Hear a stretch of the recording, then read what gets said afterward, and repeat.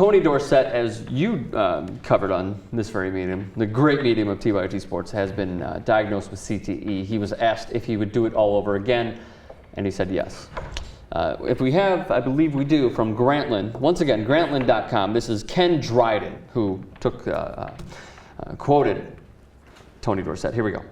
Would I do it all over again? It is a cruel question for anyone. To answer no is to deny all we've done and all we are and those who are most important in our life, who have loved us, helped us, believed in us. No also means that the one chance we get in life we've wasted. If the possible answers to Dorsett's questions are yes or no, the answer proudly, defiantly, protectively must be yes. And if it is yes, the last defense for football leaders, after ignorance and nonchalance, after denial, after inconsequential change, becomes choice. Players have a choice, and it's theirs, and theirs alone to make. Who, after all, has the right to stand in the way of that? But what is the choice offered, and who frames it?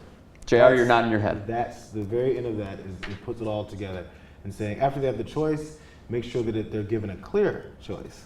Because obviously, if you ask Tony Dorsett at 17 years old, like, okay, so at, what is he, 49, 59? How old is he? I said in the article, he can't be almost 60. I think he's 54. By the way, is that Ken Dryden? Yes. The goalie? Oh, no. I don't know. Ken Dryden was like the greatest goalie in NHL history. No, I don't We got believe to so. call up Michael Shore for that one. No. He was a Canadiens goalie. I'm pretty sure this guy is like an attorney. All right. If you give Ken Dryden wears multiple hats. If you give 17-year-old Tony Dorsett the choice and say at age, whatever age, 50s, in your 50s, you're going to start having mood swings, you're going to forget how to get to your children's soccer games. Which they outlined in Grantland. He is having so many problems doing that, and while they're driving, he doesn't know where to go. Yeah, and then maybe... Ken Dryden is Ken Dryden. That article was by the greatest goalie in the history of the NHL. Really? Yeah. Oh, I thought it was by an attorney named Ken Dryden. It's amazing. A Hall of Fame he's a NHL member of goaltender and 6-time Stanley Cup champion. Yeah. Well, thanks for killing the mood, Ben. Good for Ken Dryden. You can't, no one in one question sort of says that their life was a waste. So, I mean, I get that it's interesting that the question was asked, and Dorsett's answer is really interesting, right? Mm-hmm. But I don't think we draw any conclusion that, oh, what an idiot. I mean, this is what you were, this is who you were, this is what defined you. You don't say it again. I mean, what I'm sure Dorsett would like to say is, yeah, I do it all again. I would like to make one change, whereas that at the end of my career, I don't have this. Yeah. Right. The thing is, maybe, again, doing all over again, knowing now and saying you'd still end up with this, he has to say no, because that's what his life has been, and he's enjoyed his life before, up until this point.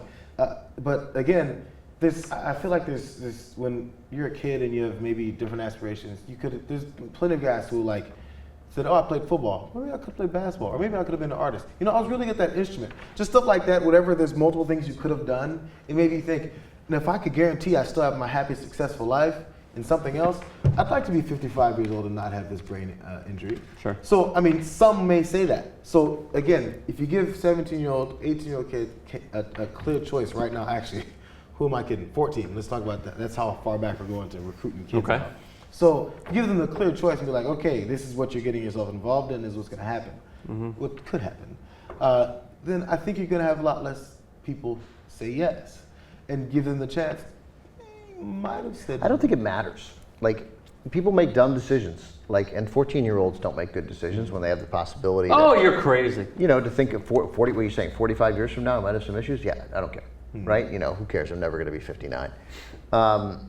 But that doesn't change anything that's incumbent on us who enjoy the game, watch the game, and then the people who run the league, to do what they can to prevent this. And obviously, I don't doubt the NFL, as much as they covered this up, shamefully covered it up. I get it. There's no question they're interested in fixing it, and they'll spend what they got to fix it. I mean, that only makes sense. It saves you money in the long term with the lawsuits you're going to face. So, and it's the right thing to do. And I don't think Roger Goodell has any interest in seeing players suffer.